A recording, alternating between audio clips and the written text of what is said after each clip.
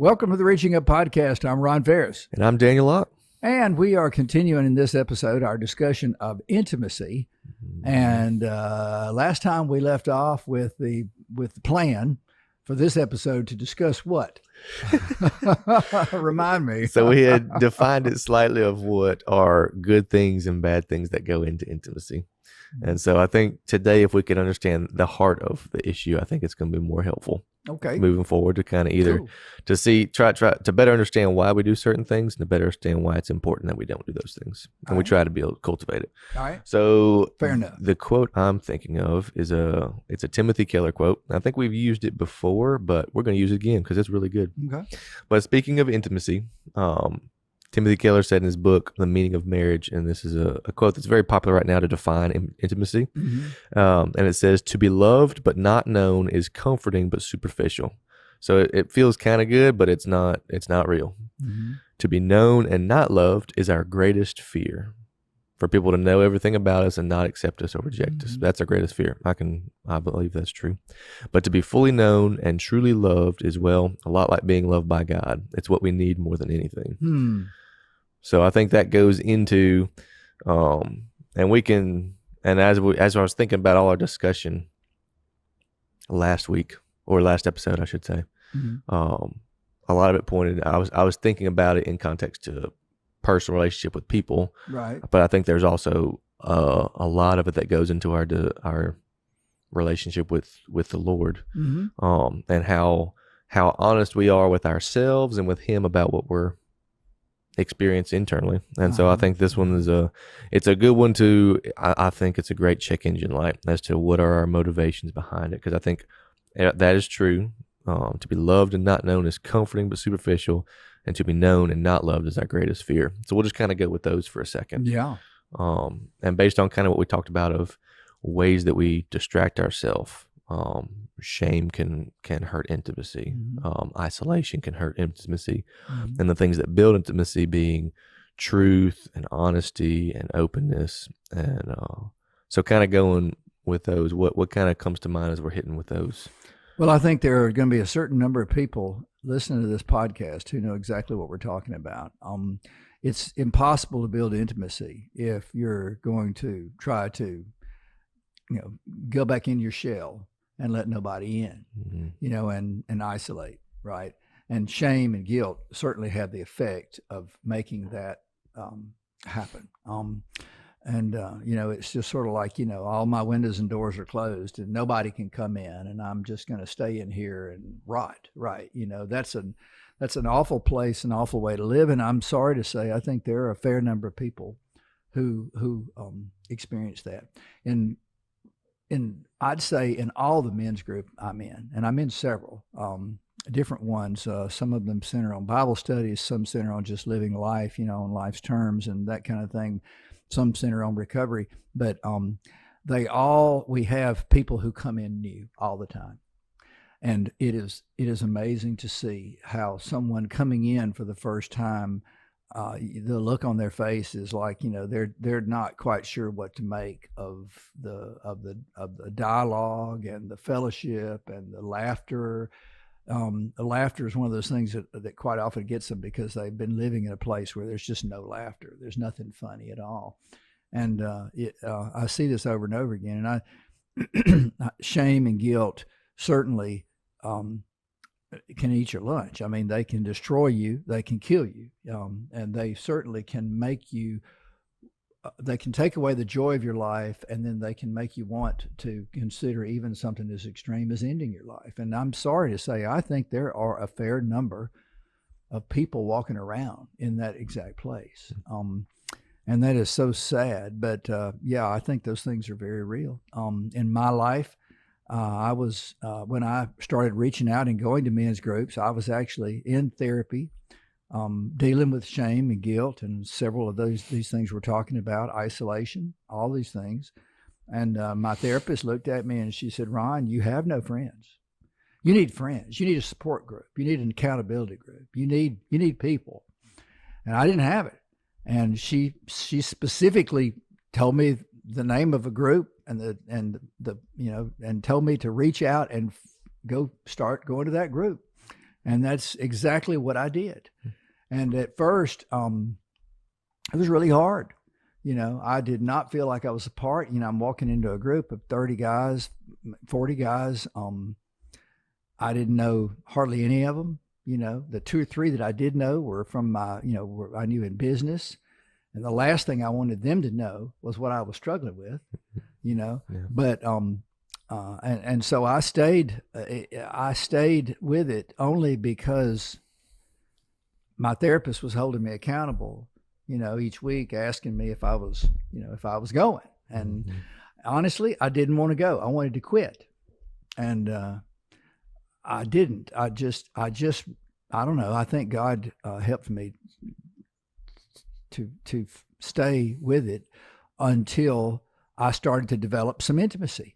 I started because some of these guys, including some of the guys that I was really afraid to talk or say anything in front of, because they were, in my profession, they were people that in my professional world, and knew me, and if they went out and talked about the things that I was wanting, that I was there to talk about, they were gonna, that could have been hurtful to me or been embarrassing, whatever. They talked openly about their struggles, and they basically took the risk with me that I wouldn't do what I was worried they might do, and as they were willing to open up and share, then I learned that it was probably safe for me to open up and share, and so I did that. And, it worked out really good. 3-4 years later, I'm still going, and I've really become a part of that group, and they become a part of my life, and I'm with them every week, and I look forward to it. Now you mentioned intimacy with God. The thing I love about God is that in Keller's quote is that God does know everything about me, and he loves me anyway. God, let's look at it this way. God knows even the things that are bad that I'm going to do that I haven't done yet. And he loves me anyway. Yeah. I mean, you talk about being accepted by somebody. I'm going to go out on a limb here and say, you and I are friends, but you don't know everything about me. And there are certain things that I probably won't ever tell you about, and I don't know, I don't know if I'm the only one who is in that situation, but that's who I am today, and maybe that'll change. I don't know. But for now I'm that way. But God knows all of it, all of it. It's just, there's nothing hidden from God, as far as any of us are concerned. And the really amazing thing about the love of God is that he loves us no matter what we have done or will do. Yeah. And, that as Keller says very, very well, that is the love of God. It is unconditional. I think we as children of God are supposed to reflect that same unconditional love toward other people. Exactly. In other words, no matter what you've done or what you may do, I'm going to love you. I think that's our command. And I'll tell you, when you go into a relationship with somebody, if you're in it with that kind of attitude, that's very different from going into a relationship and for what it benefits you and what you get out of it. And I'm not nearly as quick to abandon a relationship when I'm focused on unconditionally loving that person as I would be if I were just looking at it for what I'm getting, because it's really easy for me to say, well, I'm not getting what I want here, so I'm just going to go look somewhere else. Yeah. I hear a lot of Christians fuss sometimes about, going to church, and, the song service is just not whipping me into a spiritual frenzy. The preacher's preaching is, really just not, hitting the point, or it's not exciting enough, these things are things that people say when they're not loving, they're loving conditionally. I'll give you my time as long as you give me what I want, what I need. And, that just doesn't work. It's not sustainable. And so that unconditional love is to me probably the most important thing in any relationship. Intimacy, in my opinion, probably can't happen without it. It certainly can't be sustained without it. Because if you have conditional love, if the whether I love you or not depends on what you do or don't do, then ultimately everybody is going to do something that is unlovable. Mm-hmm. And you're not going to have any friends if you require that they be perfect while you yourself are not anywhere near perfect. And it's one of those things where we should really stop and think about what we're doing and why. I know that's the question you're asking. Is we should think about it more. So no, I love that. No, I think that's really good. I wish we could repeat that again. I can't. I'm sorry. The idea of it being unconditional. I think that's a lot of the root of it. Because there's nothing more important than that. The unconditional element of God's love is the most important, probably the most important that we could ever talk about in any context. And I think you're so blessed if you've experienced that through a person in some way. And I know that as I'm thinking about it, like, I know there's probably some people who have not. Yeah. And so I think that's automatically made it more difficult for them to be intimate with someone. If all you knew either growing up or in a certain relationship was like, hey, I can't mess up. Like, I'm not allowed to mess up. If I mess up, there's repercussions. Like, it makes sense that you're not going to share everything. Like, it's going to be, you're going to want to keep secrets. You're going to want to not. And so, like, absolutely, that's going to be very difficult. But I think exactly what you said is it's so important to, and I think the unconditional love piece is also a choice. Like, I can choose to love someone unconditionally. I can choose to say, hey, yes, what you did was hurtful, but I'm going to choose to love you in spite of it. That is true, I think. In fact, I would go so far as to say I have had to really work at loving some people in my life unconditionally, because I want to very strongly disapprove of what they are doing. And this might be a lifestyle choice, or they're habitually using drugs, or or abusing alcohol, or abusing sex, or whatever it may be, abusing their spouse. I mean, these people are they are to some degree very hard to love, and I think some people in our world would say they're unlovable and they don't deserve love, and that is not true. That's not the way God looks at it. And I'm not going to sit here and say that it's always easy, but I will say that, the place where I start when I'm in that situation is remembering that God loved me when I was most unlovable. I've said this before, but, God came when I was the furthest from God and I was the most unlovable. That's when God came and he rescued me. Yeah. And he did that when I deserved it the least. And if God did that for me, then I should absolutely jump at the chance to do it for other people. And I do believe that is God loving those people through me. And so if I'm going to be God, if I'm God with skin on in somebody's life, and I am that person that's they're letting into their life ever so briefly, then why wouldn't I want my love to be as close to God's love as possible? Because that may be the only way that God is able to demonstrate, or wanting to demonstrate his love to them, is through me. Yeah. And I keep that in mind quite frequently. And I'm going to say, even in my professional life, or in as I go and I do, I run into people that are just, I'm going to say I probably fail at this with any great consistency in traffic, right? I am quick to wish ill on people who are rude in traffic, and I'm with these people every day.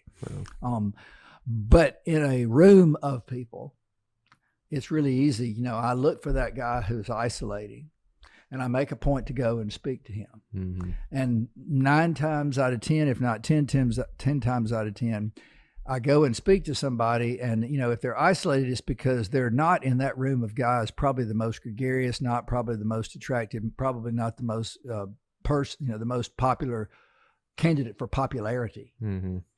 And they are probably very sensitive about that. And I go and I seek them out, and it is amazing to me to see the response that you get from those people, because you've given them, some element of attention. Mhm. Every now and then you hit one that really doesn't seem to want it. You know, Mhm. they just want to be left alone. And I'm thinking, well, why did you come to a group of guys? You know, Yeah. if you're not wanting to be a part of a group of guys, but Yeah. you know, everybody's got their needs. When they walk in the door in any of the groups I'm in, you know, whether it's a spiritual study group or a life support group or recovery or whatever, they're there for a reason. And I believe that God has brought them there. Mhm. And, you know, to some degree, you know, we talk a lot about the Holy Spirit. You know, to some degree, I think sometimes just the Spirit just moves me and it says, Ron, quit what you're doing and go over there and speak to this guy, Mhm. you know.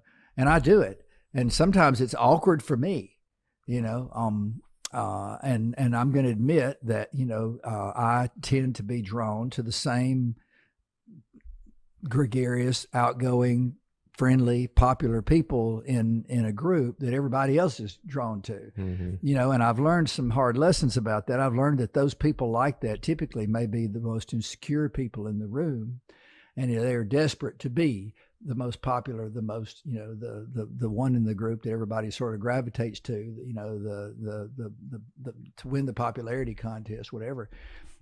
These are the same kinds of people you see on Facebook, Instagram, that, you know, that works so hard to fit a certain mold. You know, when I'm looking for a relationship, that kind of thing puts me off. I want to learn something about somebody that isn't that person. You know, Mhm. I was that person. And, you know, I do think that, you know, worked really hard to try to be a blessing to the people who invest their time in me. And I do the same thing for other people. And sometimes they accept it, sometimes they don't.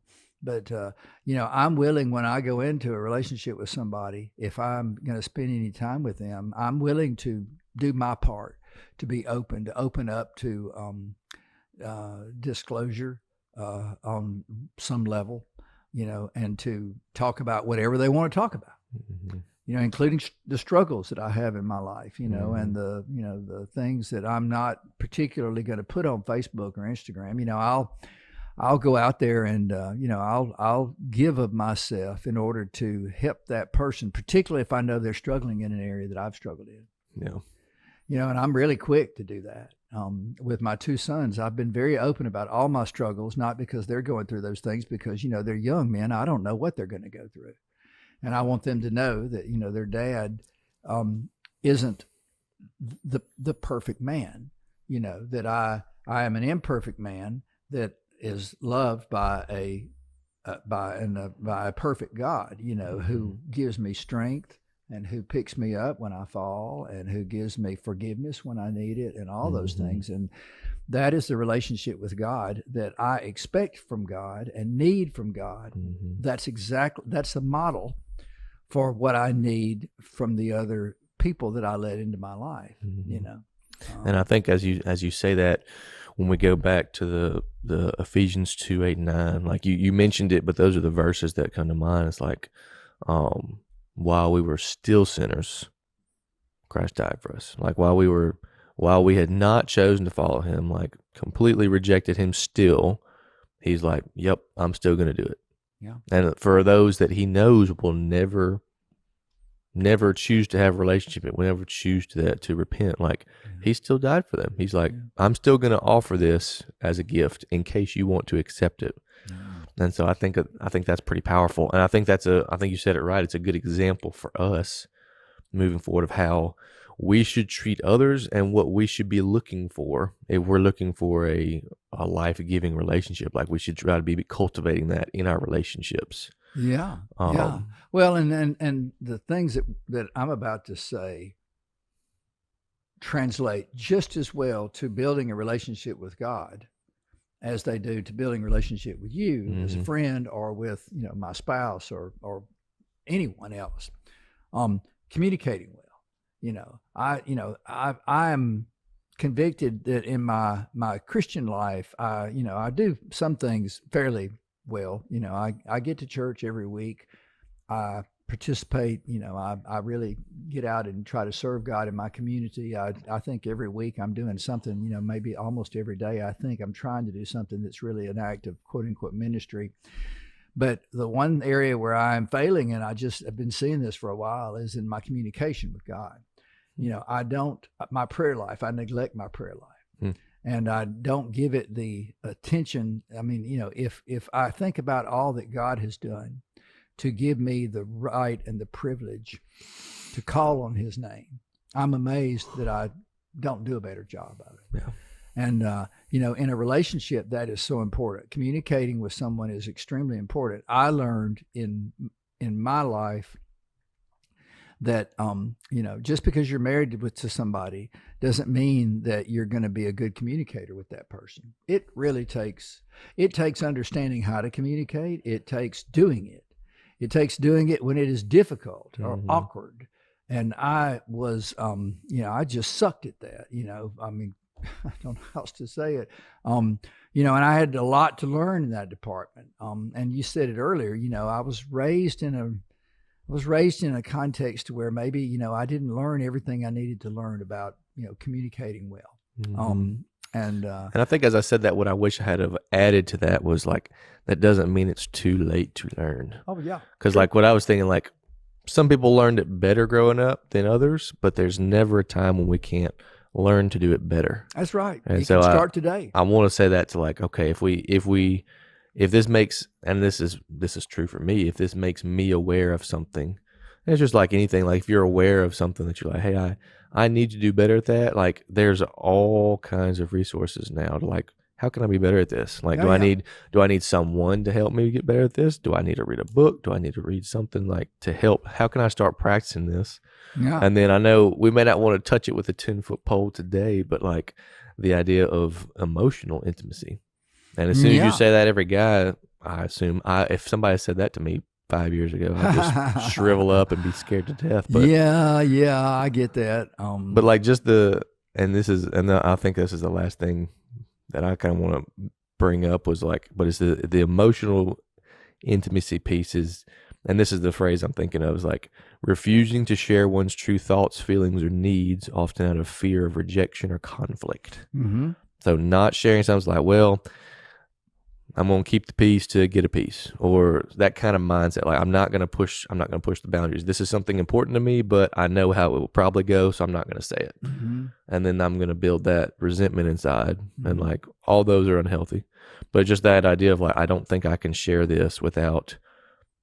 And so part of that's like, you're trying to control the other person, whether it's a spouse, whether it's a friend. Like if you're not sharing it for fear of how they're going to react, like, I feel like that's a failure. Like you should be able to have that conversation and have it reasonable and be like, hey, I want this to be a good discussion without somebody getting mad.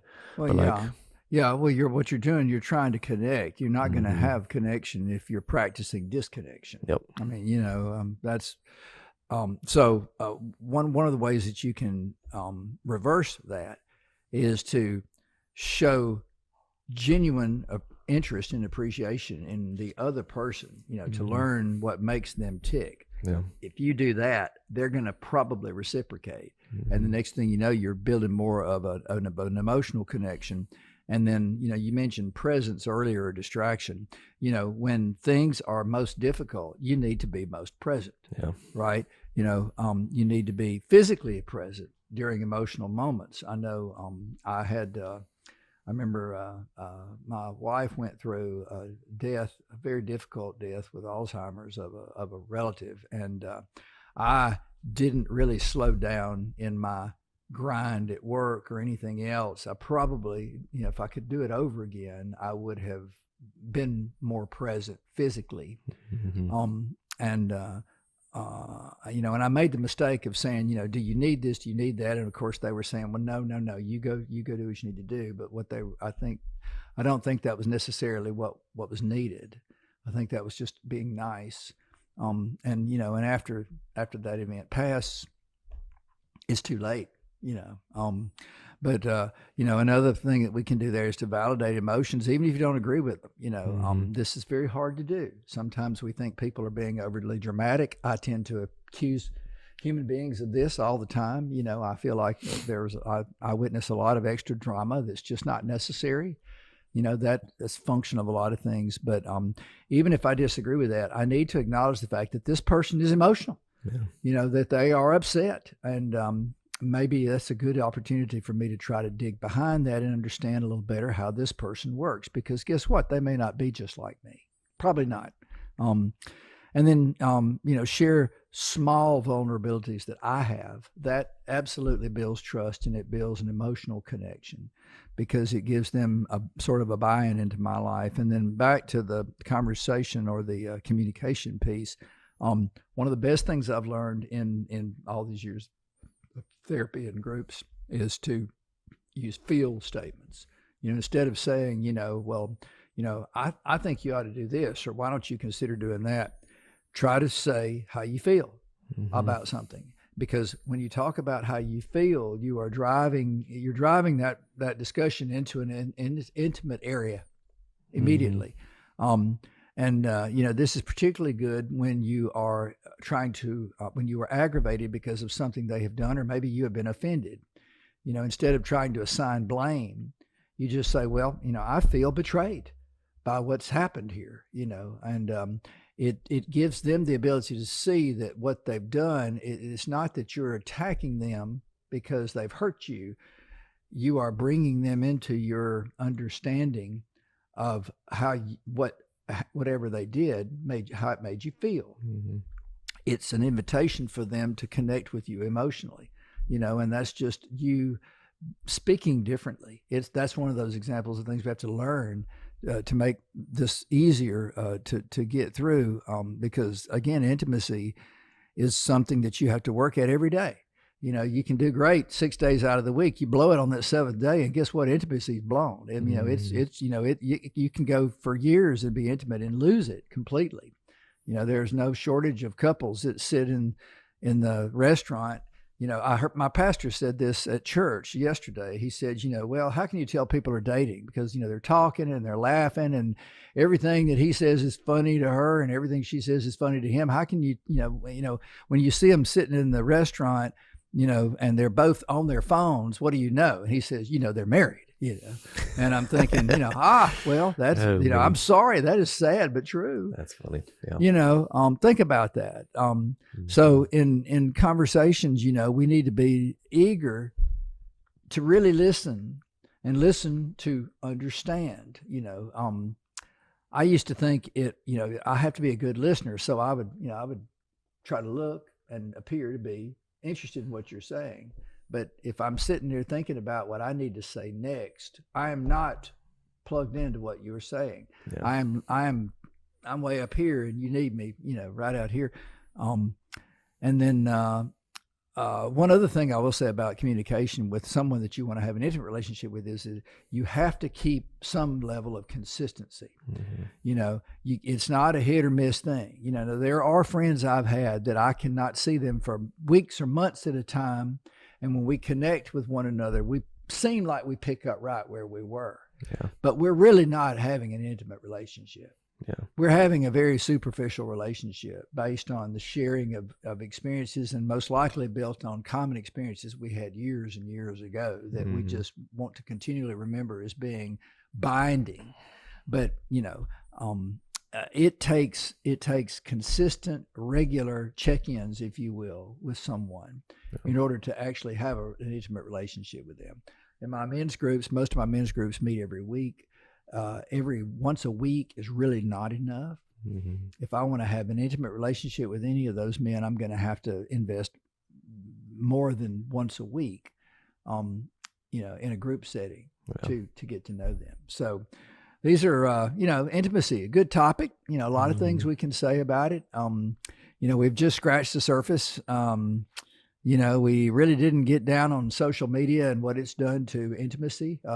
We could have done that. Maybe next time. Have to save that for another episode. And then, of course, we did not even scratch the surface of, like sexual intimacy and those kind of things. That wasn't the intention in this podcast. So we'll save that for a future episode as well. Sounds good. All right. So anything else on this one? I'm good. All right. Well, thanks for listening to the Reaching Up podcast. We appreciate you. If you're watching us on YouTube, be sure and hit that like button, subscribe, and hit the bell. Be sure that you get our next episode as soon as it comes out. If you're listening to us on any of the services, be sure and like us. Leave us a comment. We always read those. And we're available on all the podcasts that you can listen to, as well as YouTube. So be sure and pick one that you like and subscribe, and we'll look forward to our next conversation, whatever our topic may be. If you're interested in having some communication with us about topics that you want to hear about, questions that you have, or things that are on your mind that you need some to go into a little detail, we'd love to hear from you by email. That email address is contact@reachinguppodcast.com. That's it for this episode. Thanks for listening.